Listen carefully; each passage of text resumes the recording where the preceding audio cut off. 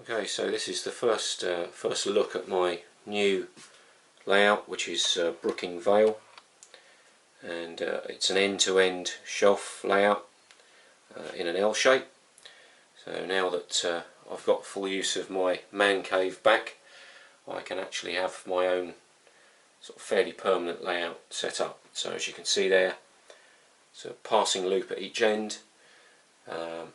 We've got about 3 meters or so of track there, designed to split at the tunnel.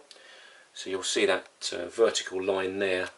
So the right hand side will detach, so this section here will detach, and that will become an exhibition layout ultimately, so I can remove it and take that to some local shows. And as you can see, I'm using Kato Unitrack because I loathe wiring, and I love the easy point work that you get with Kato. One thing that I have tried to incorporate in this new layout is my my little experiment that I've been doing with magnets and Pico couplings. So I put some magnets underneath the track bed, so when the truck passes over the magnet, it actually lifts the coupling.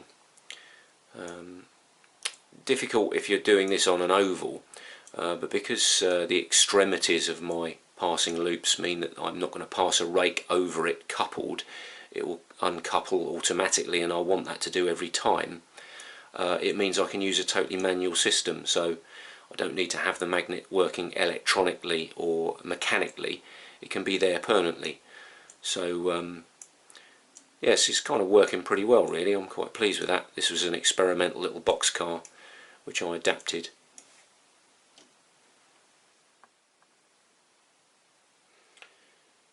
These are the little fellas that make it work. They're the Pico, let's try and get in focus, the Pico little blades for use with magnetic uncouplers. Basically I had a wagon which I literally cut the cups out of with the standard Pico couplers. Farish couplers with springs are a little bit too stiff, they don't work properly, so I've had to change to Pico couplers that work on sort of gravity because they're much freer in movement. And basically using a little magnet, a little tiny fella like this, which you can get on eBay, basically put it on the track bed like so. So at the moment on the layout I've just got it blue tacked in position, but ultimately it'll be stuck to the underside of the track bed, and that's what causes the blade to lift. If I just take one of my coaches off and show you what I've done on here, so that I've not completely wrecked a coach, I've actually turned the bogie round. So I've left the Farish coupling intact, so I could reinstall the coupler if I needed to, and on the free end I've basically fitted the Pico cup which I'd cut off the chassis that I showed you a moment ago. So this now moves nice and freely and is able to lift when it passes over the magnet.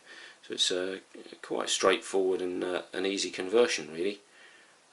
Yeah, so it's kind of working pretty well.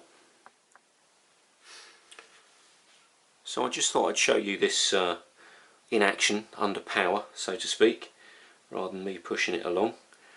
So I'm just going to run a loco slowly up to the point where the magnet is, and you'll see that it will lift the coupling. There we go. So the loco can carry on and go along the passing loop.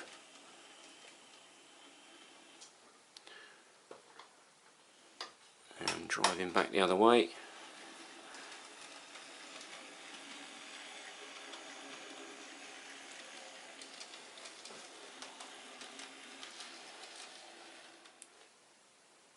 And of course once he's past the coaches, he's ready to reconnect again at the other end.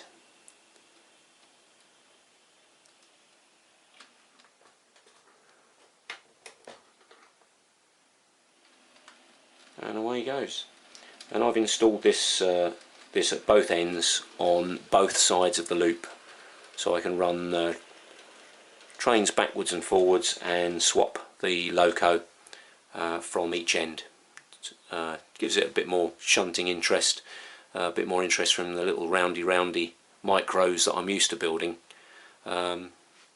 Anyway, hope you like it.